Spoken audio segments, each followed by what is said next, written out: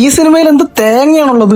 എവിടെ നോക്കിയാലും എല്ലാരും പൊക്കി അടിക്കുകയാണ്, ഫുള്ള് പോസിറ്റീവ് റിവ്യൂസ്. അതിന് മാത്രം എന്താണ് ഇതിനകത്തുള്ളത്? നാലാൾ അറിയുന്ന ഒരു നടനില്ല, നല്ല ക്രൂ മെമ്പർ ഇല്ല, ആരുമില്ല. ഇതെല്ലാം പെയ്ഡ് റിവ്യൂസ് ആണ്, അല്ലാതെ സിനിമയ്ക്കകത്ത് ഒന്നുമില്ല. ഇങ്ങനൊക്കെ തന്നെയാണ് ഞാനും വിചാരിച്ചത്. എന്നാലും എന്താണ് ഇതിനകത്തുള്ളതെന്ന് അറിയാൻ വേണ്ടിയിട്ട് വെറുതെ ഒന്ന് പോയി കണ്ടു നോക്കിയതാണ്. പക്ഷെ എന്റെ കിളി പറന്ന്. കാണുന്നവരുടെ കിളി പറത്തുന്ന സിനിമകൾ അങ്ങ് ഹോളിവുഡിലും കൊറിയയിലും മാത്രമല്ലല്ലോ, നമ്മുടെ മലയാളത്തിലും ഉണ്ട്. അങ്ങനെയുള്ളൊരു സിനിമയാണ് സംഭവം. നല്ല റിവ്യൂസ് എല്ലായിടത്തും കണ്ടതുകൊണ്ട് എന്നാ പിന്നെ ഒന്ന് കണ്ടു നോക്കാമെന്ന് വിചാരിച്ചാണ് ഞാൻ ഈ സിനിമയ്ക്ക് പോയത്. പക്ഷെ വലിയ പ്രതീക്ഷകളൊന്നും തന്നെ എനിക്കില്ലായിരുന്നു. കാരണം അധികം ഫേമസ് ആയ ആരും തന്നെ കാസ്റ്റ് ആയിട്ടോ ക്രൂ മെമ്പർ ആയിട്ടോ സിനിമയിലില്ല. പക്ഷെ ആദ്യത്തെ 15 മിനിറ്റ് തന്നെ സിനിമ എന്നെ ഹുക്ക് ചെയ്തു. നമ്മൾ ഇതുവരെ കാണാത്ത ടൈപ്പ് കഥയൊന്നുമല്ല, പക്ഷെ മലയാളത്തില് നമ്മൾ അങ്ങനെ കാണാത്ത ടൈപ്പ് സ്റ്റോറി ആൻഡ് മേക്കിംഗ് ആണ്. കഥയെക്കുറിച്ചോ പ്ലോട്ടിനെ കുറിച്ചോ ഞാൻ ഒന്നും പറഞ്ഞ് സ്പോയിലർ ആക്കുന്നില്ല.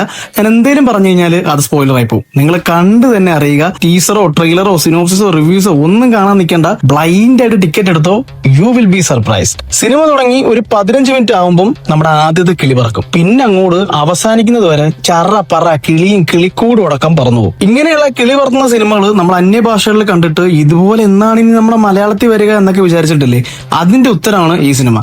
വളരെ നല്ല രീതിയിൽ തന്നെ നോർമൽ മലയാളി ഓഡിയൻസിന് പോലും മനസ്സിലാകുന്ന തരത്തിൽ തന്നെ എടുത്തു വെച്ചിട്ടുണ്ട്. വലിയ പ്രൊമോഷൻസും വലിയ താരങ്ങളും ഒന്നും തന്നെ ഇല്ലാത്തത് കൊണ്ട് ഈ സിനിമയ്ക്ക് അർഹിക്കുന്ന ഇനിഷ്യൽ മൊമെന്റം കിട്ടിയിരുന്നില്ല. പക്ഷെ ഇനി വേർഡ് ഓഫ് മൗത്ത് വഴി ഈ സിനിമ നല്ല രീതിയിൽ റീച്ച് ആവുമെന്ന് തോന്നുന്നു. പക്ഷെ നോർമൽ ഫാമിലി ഓഡിയൻസിനിടയ്ക്ക് ഈ സിനിമ വലുതായിട്ട് ക്ലിക്ക് ആകാൻ ചാൻസ് ഇല്ല. കാരണം ഈ സിനിമ പറയുന്ന തീമും നോർമൽ ഫാമിലി ഓഡിയൻസിന് ദഹിക്കണമെന്നില്ല, അവർക്ക് മനസ്സിലാവണമെന്നില്ല. അവർക്ക് ഒരു തവണ സിനിമ കണ്ടു എന്ന് കരുതി ഒന്നും തന്നെ മനസ്സിലാവണമെന്നില്ല. അതുകൊണ്ട് തന്നെ ഫാമിലി ഓഡിയൻസിനിടയ്ക്ക് വലിയ ശ്രദ്ധയോ വലിയ വിജയോ സിനിമയ്ക്ക് കിട്ടില്ല. പക്ഷേ യൂത്തിന്റെ ഇടയ്ക്ക് അല്ലെങ്കിൽ വിദേശ ഭാഷകളിലെ സിനിമകൾ കണ്ടിട്ട് ഇതുപോലത്തെ സിനിമ നമ്മുടെ മലയാളത്തിൽ എന്ന് വരും എന്നൊക്കെ വിചാരിച്ചിരുന്ന ആൾക്കാർക്കിടയിൽ വളരെ നല്ലൊരു റീച്ചും നല്ല അപ്രിസിയേഷനും ഈ സിനിമയ്ക്ക് കിട്ടും. പെർഫോമൻസുകളെല്ലാം നന്നായിരുന്നു. പക്ഷെ അസ്കർ അലി കുറച്ചുകൂടെ മെച്ചപ്പെട്ടു തോന്നി. കാരണം ചില സ്ഥലങ്ങളിൽ പുള്ളിയുടെ പെർഫോമൻസ് കുറച്ച് ഫ്ലാറ്റ് ആയിട്ട് തോന്നി. ബാക്കി എല്ലാവരും നന്നായിട്ട് തന്നെ ചെയ്തിട്ടുണ്ട്. വിനീത് ആണെങ്കിലും സിദ്ധാർത്ഥ് ഭരതനാണെങ്കിലും ചെറിയ റോളിൽ വന്നു പോകുന്ന ആൾക്കാരാണെങ്കിൽ പോലും വളരെ നന്നായിട്ട് തന്നെ ചെയ്തിട്ടുണ്ട്. ഇതേ തീമുള്ള സിനിമകൾ നമ്മൾ ഹോളിവുഡിൽ ഒരുപാട് കണ്ടിട്ടുണ്ട്. അങ്ങനെ ഒരുപാട് സിനിമകൾ കണ്ടിട്ടുള്ള ആൾക്കാർക്ക് ചില സ്ഥലങ്ങളിൽ കുറച്ച് മിസ്റ്റേക്സ് ഒക്കെ തോന്നും. മിസ്റ്റേക്സ് ഉണ്ടെന്ന് മനസ്സിലാവും. പക്ഷേ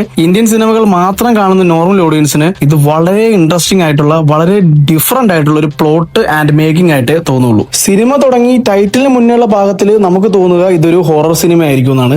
ആൻഡ് അത് കഴിഞ്ഞ് ഒരു 5-10 മിനിറ്റ് കഴിയുമ്പോൾ നമുക്ക് തോന്നും ഇതൊരു ക്രൈം ഇൻവെസ്റ്റിഗേഷൻ സിനിമയാണെന്ന്. വീണ്ടും ഒരു 15 മിനിറ്റ് കഴിയുമ്പോഴാണ് സിനിമ വീണ്ടും ജോണർ ഷിഫ്റ്റ് ചെയ്ത് നമ്മൾ ആരും പ്രതീക്ഷിക്കാത്തൊരു തലത്തിലോട്ട് പോകുന്നത്. പിന്നെ അങ്ങോട്ട് മൊത്തം കിളിപറത്തിലാണ്. നമ്മൾ ഈ ക്രിസ്റ്റഫർ നോളന്റെയും ഫിഞ്ചറിന്റെ ഒക്കെ സിനിമകൾ കണ്ടിട്ട് എന്ത് തേങ്ങയാണ് ഇവിടെ നടക്കണമെന്ന് പറഞ്ഞിരുന്നിട്ടില്ലേ? അതുപോലെ ഈ സിനിമയുടെ ഇന്റർവൽ പോലെ നിങ്ങൾ ഇരിക്കും. ഇന്റർവൽ കഴിഞ്ഞതിന് ശേഷം കുറച്ചങ്ങോട്ട് നമുക്ക് എക്സ്പ്ലനേഷൻസും എന്താണ് ഇങ്ങനെ സംഭവിക്കുന്നുള്ള കാര്യങ്ങളൊക്കെ കിട്ടും. ആൻഡ് സിനിമയുടെ എൻഡിങ് എത്തുമ്പോൾ നമുക്ക് ഫുൾ ഒരു ഐഡിയ ഉണ്ടാവും എന്താണ് നടന്നത്, എന്താണ് നമ്മൾ കണ്ടത് എന്നുള്ളത്. അല്ലാതെ നമ്മൾ നോർമൽ ഹോളിവുഡിൽ കണ്ടതുപോലെ ഞങ്ങൾ ഇത്രയും കാണിക്കും, ലാസ്റ്റ് നിങ്ങൾ എന്താണെന്ന് വെച്ചാൽ വിചാരിച്ചെടുത്തോ എന്നുള്ള രീതിയൊന്നുമല്ല. നോർമൽ ഓഡിയൻസിന് പോലും കണക്ട് ചെയ്യുന്ന, അവർക്ക് പോലും മനസ്സിലാവുന്ന രീതിയിൽ അത്യാവശ്യം നല്ല രീതിയിൽ തന്നെ എക്സ്പ്ലനേഷൻ തന്നുകൊണ്ട് തന്നെയാണ് സിനിമ അവസാനിക്കുന്നത്. സോ നിങ്ങൾ ഈ സിനിമ കണ്ടിട്ടില്ലാത്ത ആളാണെങ്കിൽ ബ്ലൈൻഡ് ആയിട്ട് ടിക്കറ്റ് എടുത്തോ. ട്രെയിലർ കാണാൻ പോണ്ട, ടീസർ കാണാൻ പോണ്ട, പോസ്റ്റർ വായിക്കണ്ട, സിനോപ്സിസ് വായിക്കണ്ട, റിവ്യൂ വായിക്കണ്ട. നിങ്ങൾ ധൈര്യമായിട്ട് പോയി ടിക്കറ്റ് എടുത്തോ. നിങ്ങൾ സർപ്രൈസ്ഡ് ആവും, നിങ്ങളുടെ കിളിയും പറക്കും. മലയാളത്തിൽ ഇതുവരെ വന്നതിൽ ഏറ്റവും ബെസ്റ്റ് സിനിമ 2026 ഇതുവരെ ഇറങ്ങിയതിൽ ഏറ്റവും ബെസ്റ്റ് സിനിമ എന്നൊന്നും ഞാൻ പറയുന്നില്ല. പക്ഷേ വളരെ ഡിഫറെന്റ് ആയിട്ടുള്ള ഒരു അപ്രോച്ച് ആണ്, വളരെ ഡിഫറെന്റ് ആയിട്ടുള്ള ഒരു മേക്കിംഗ് ആണ്. നമ്മൾ ഇതുവരെ മലയാളത്തിൽ കണ്ട് പഴകാത്ത type of story and story telling ആണ്. സോ കാണാത്തവരാണെങ്കിൽ എത്രയും പെട്ടെന്ന് തന്നെ വലിയ പ്രതീക്ഷകളൊന്നും ഇല്ലാതെ വലുതായിട്ട് ഒരുപാടൊന്നും അന്വേഷിച്ചറിയാതെ പോയി കണ്ടോളൂ. നിങ്ങൾ സിനിമ കണ്ടിട്ടുള്ള ആളാണെങ്കിൽ നിങ്ങളുടെ അഭിപ്രായങ്ങൾ